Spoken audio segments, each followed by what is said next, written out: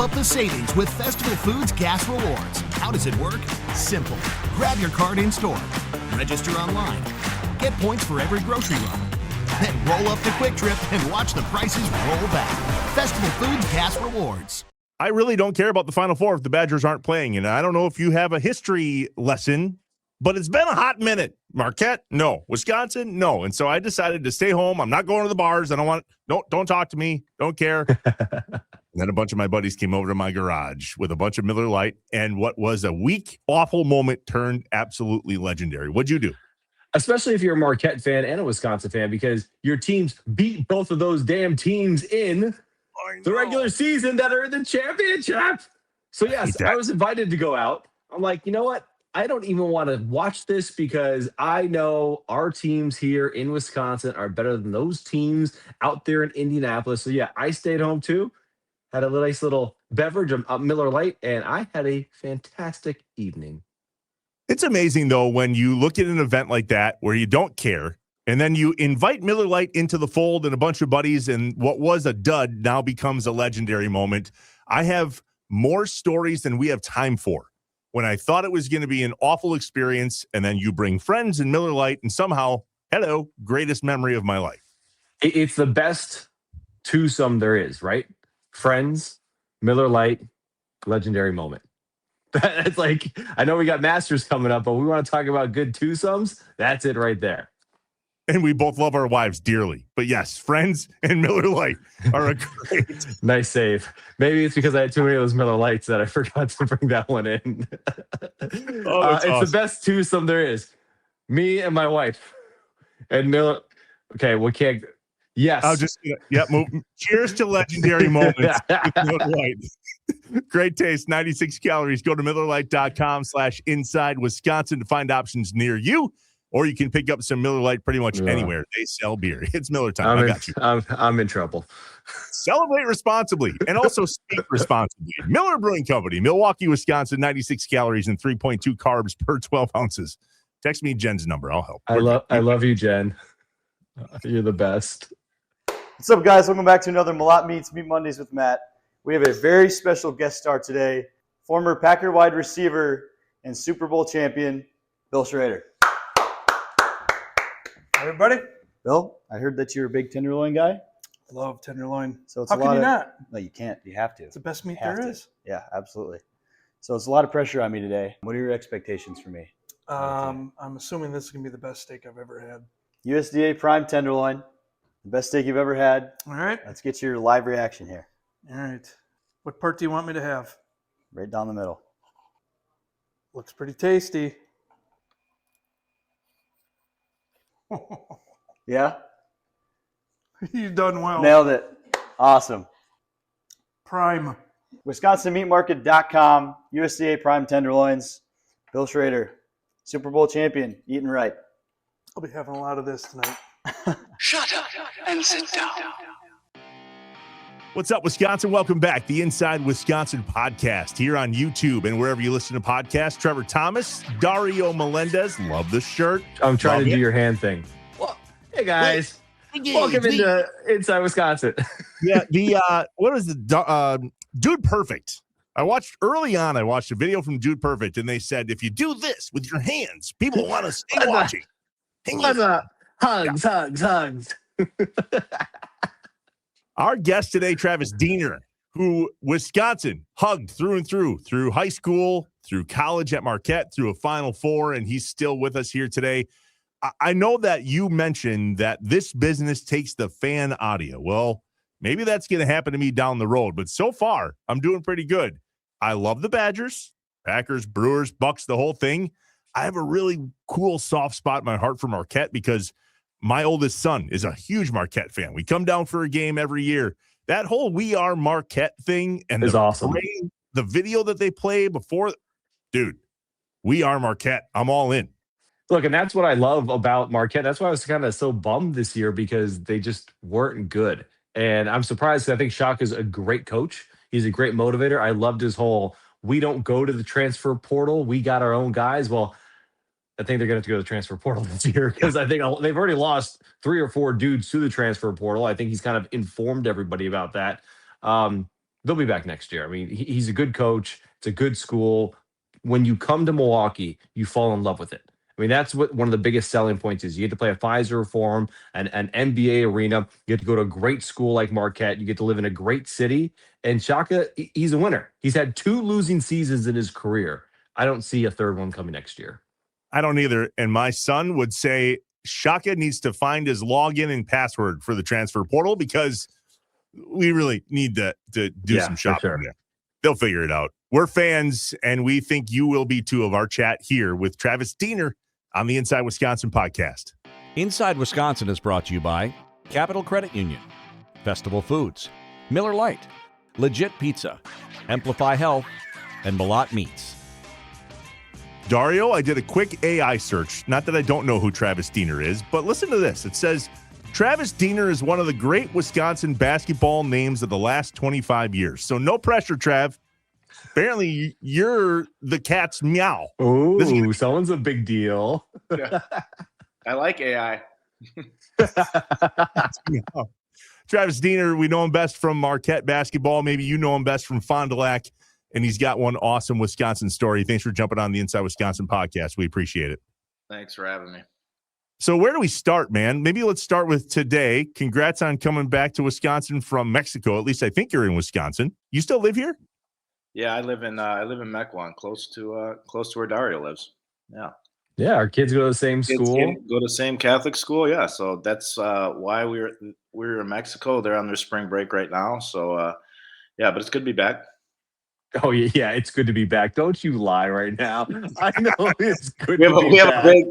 We have a huge AAU tournament this weekend. You know, a lot of pressure on the girls, so we had to get back.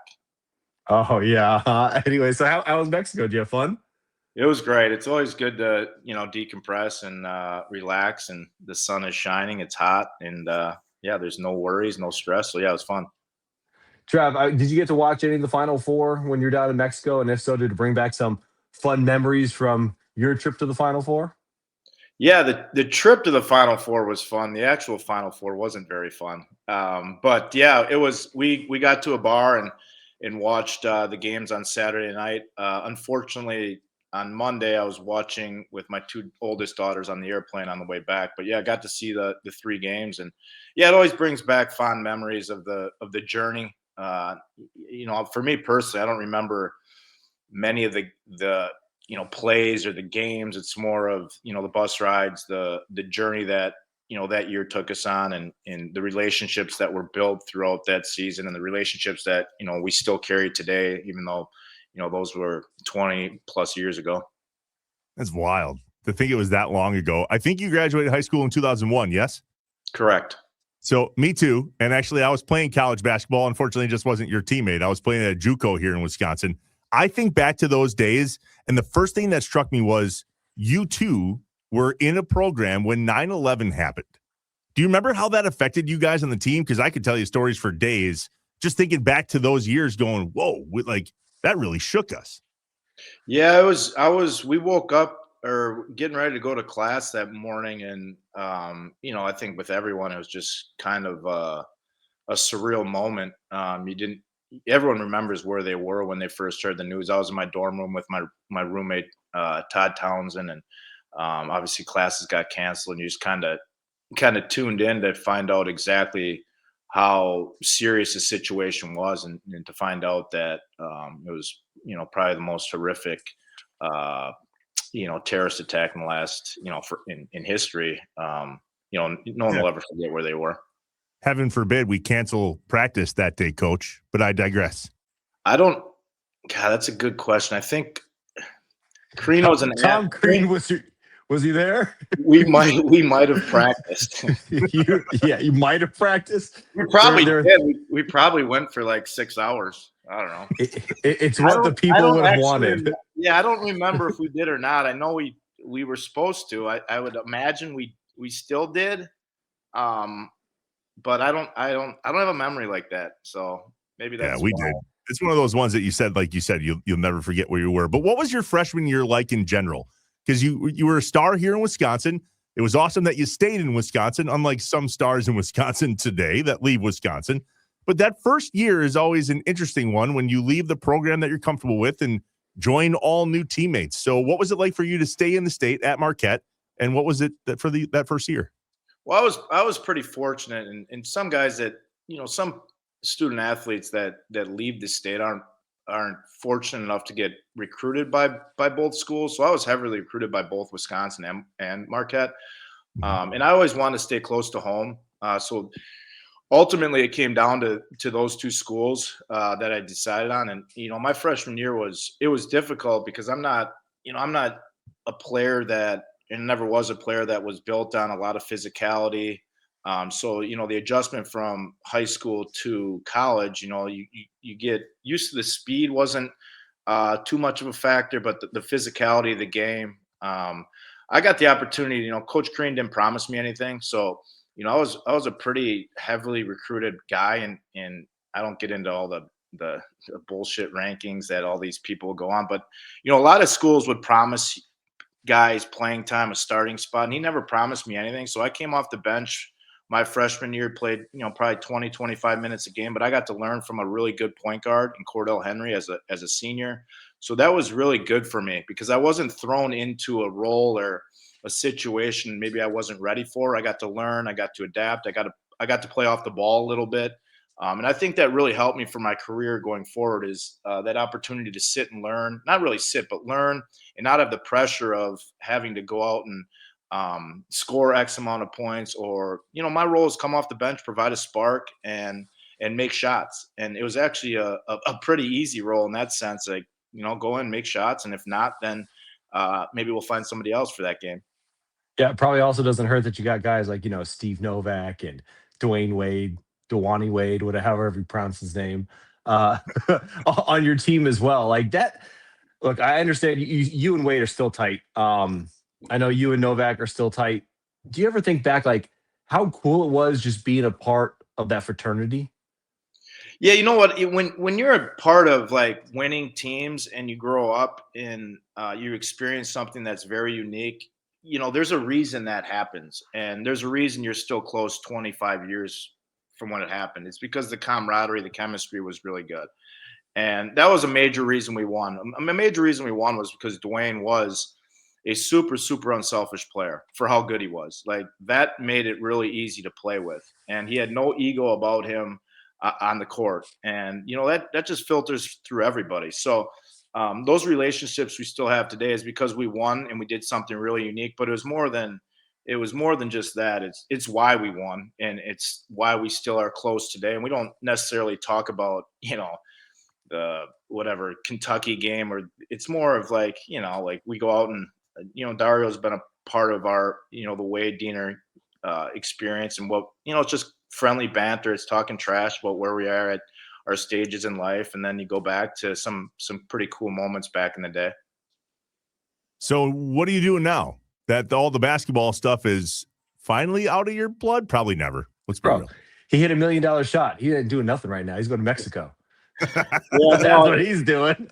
Yeah, no, I've when COVID hit, I was playing overseas, and that kind of abruptly ended my career. I was playing in Italy. It was probably winding down anyways, but I made the decision to come back. We have 4 young kids, so the thought of keep on going back and forth was a lot. So went in business with another guy and built a sports facility here in Mequon.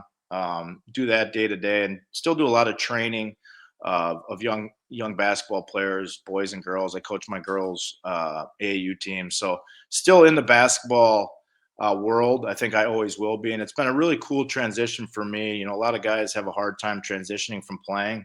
For me, it's been pretty seamless because I still get to be around my kids who play basketball. Other people who want to achieve their dreams of playing, whether that's high school basketball, collegiate basketball, or professionally. So I've had the opportunity to work with a lot of amazing players and people, and it's been a good transition for me.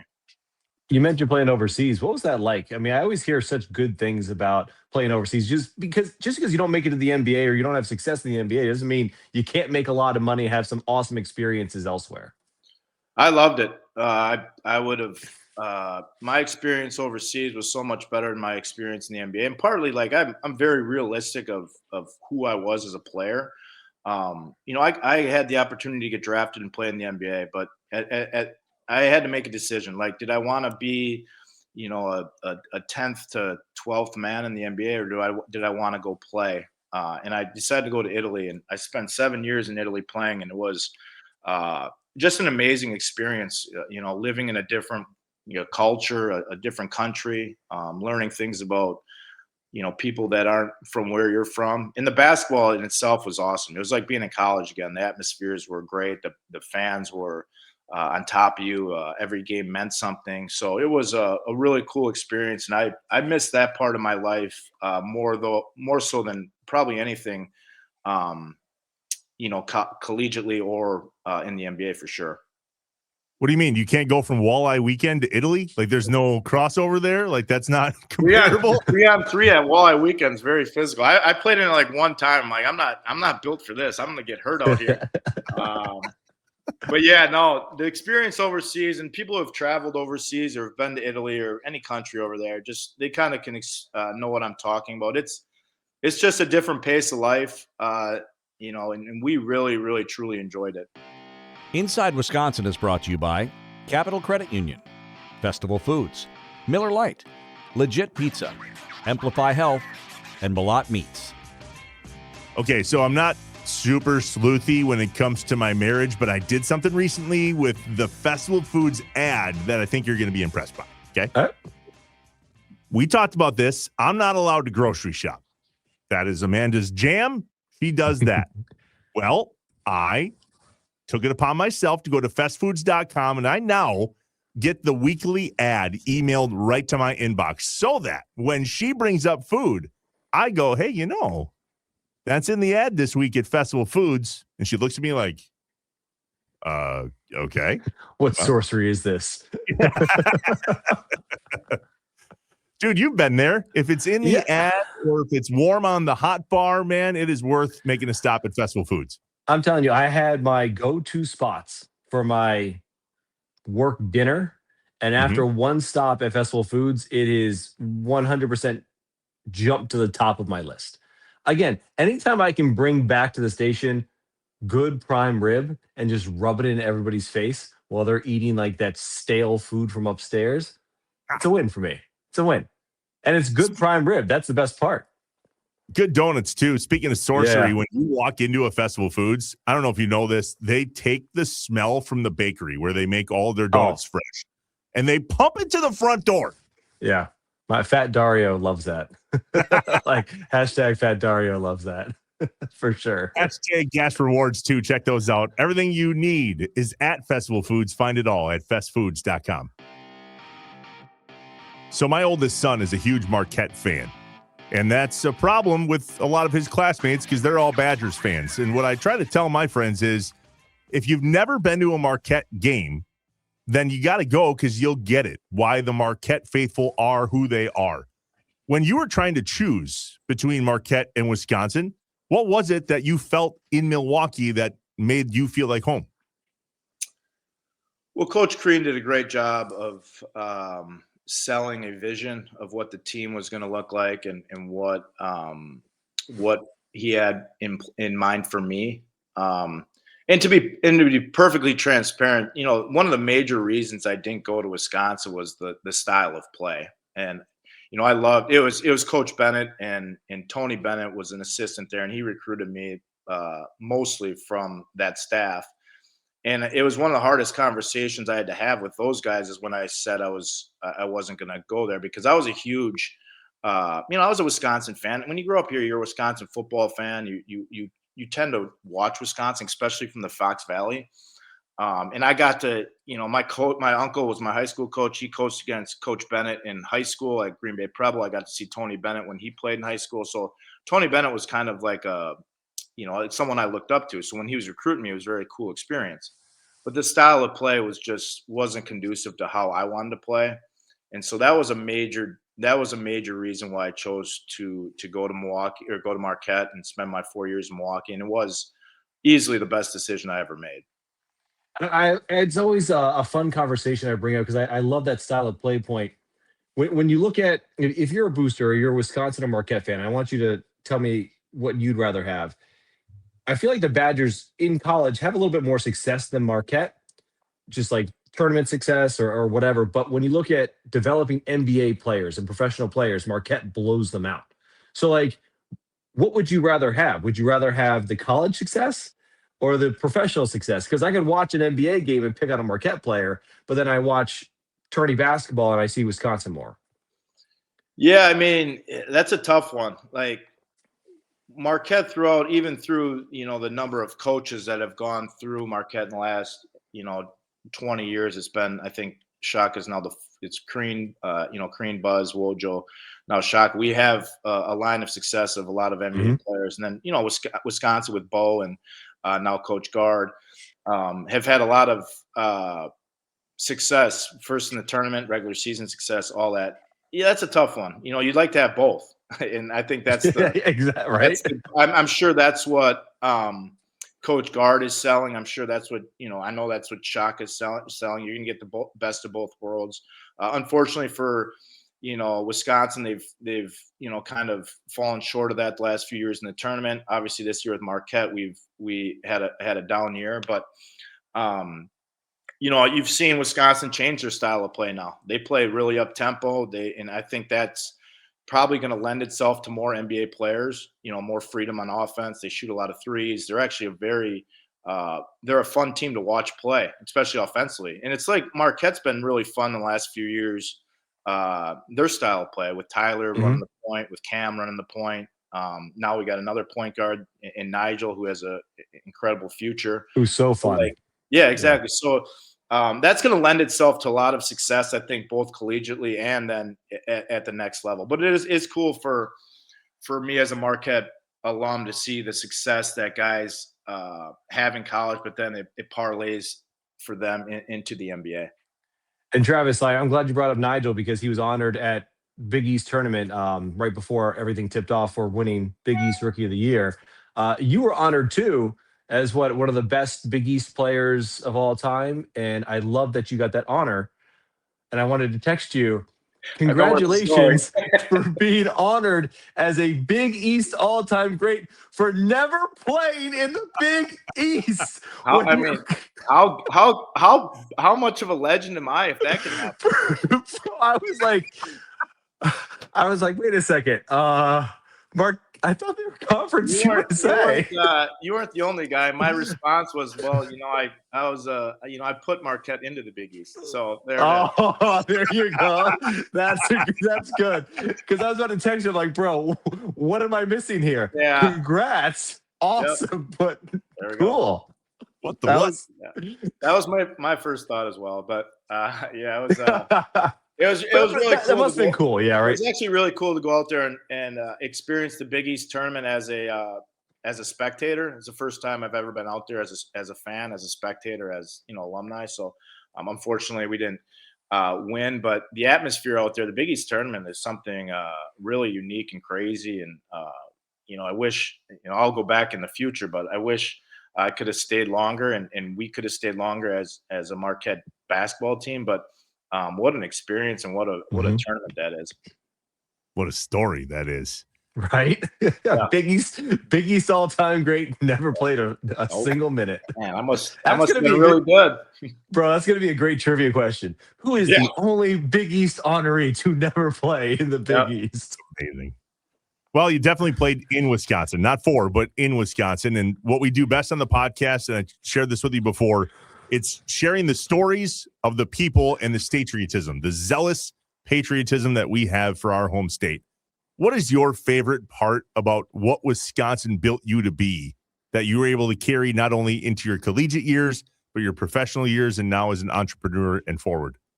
Well, I think what you guys are kind of doing on this show is like people take great pride in being from Wisconsin. And it's a very, very loyal collection of people that are very loyal to their sports teams, to their collegiate teams.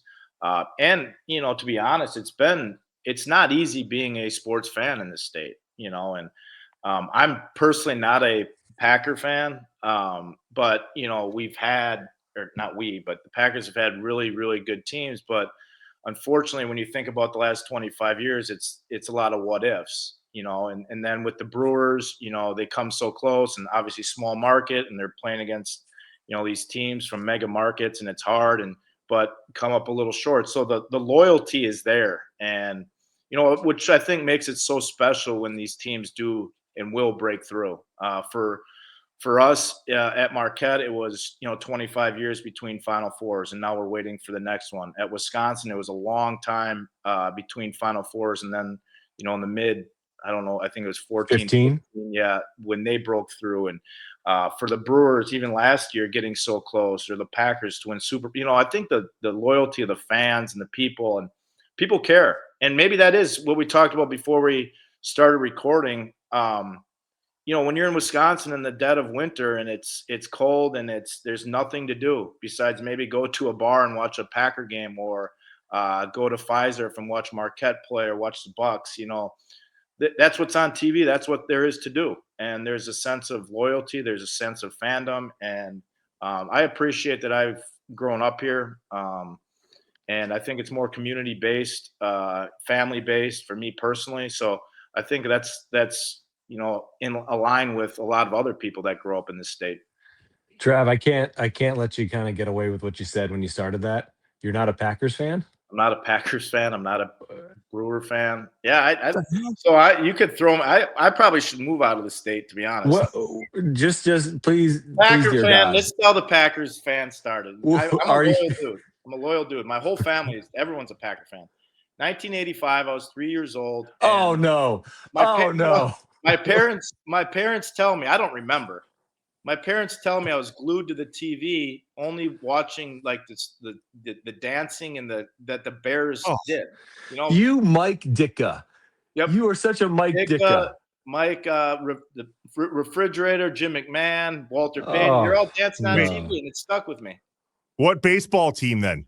We know. No, I am not a Cubs fan. Thank you. I'm about to end this recording right now. Okay, that's fine. Chicago White Sox. White Sox? Okay, we can handle White Sox. I hate the Cubs. Makes all three of us, I hope. But I grew up, my dad and my grandpa were huge White Sox fans, so I got an excuse there. The Packers one I don't, and that one's a hard one. 85. You've had 40 years to come to your senses. Hey, what happened this year? Oh my God! Let's not even. I gotta hold on to that forever now. I mean, you better. That's like the only thing. No, the playoff game this year was like a Super Bowl for us. What's this crap? Oh yeah, look at you poser. Yeah, I'm phony, man. I got a couple of those with the White Sox jersey on though. That's for the community. That's for the community. That's for the Diener Wade. That's for the Diener Wade outing. I'm trying to. I cheer for the Brewers. We're in different leagues. I don't mind the Brewers. I better get to host the Diener Wade outing again. I am outing you faster than anybody. Everyone knows this. Everyone knows I'm a Bears fan, a White Sox fan. I don't cheer. I'll be honest. I do not cheer for the Packers. I do cheer for the Brewers. Good. Whenever I'm around Travis, there was always like a smell. I thought it was just like his natural musk, but it's just it's crappy Chicago hot dog smell. That's what it is. Oh, it's the Wiener Circle. Yeah, exactly. The Wiener Circle. Nice. That's great. It has not been easy being a Bears fan. I finally got I can gloat a little bit after this year, but unfortunately, you just needed Micah Parsons to tear his ACL. That's all you need. I mean, you got to be available. Yeah, best ability is availability. I'm really nervous for the upcoming season because I think you should be. Really they might not win a game this year because you guys somehow slipped into the top seed in the NFC North. You have to play the other first place teams. You guys are done. Yeah, we'll see. Seems like a great way to end the interview. Travis Diener, everybody. Yeah, we appreciate you jumping on. Really, really awesome stuff. You've done for us here in Wisconsin, what you did for Marquette, what you continue to do. We appreciate it. Don't be a stranger, and go Pack, go. Okay? Thanks, guys. Bear down. Shut up and sit down.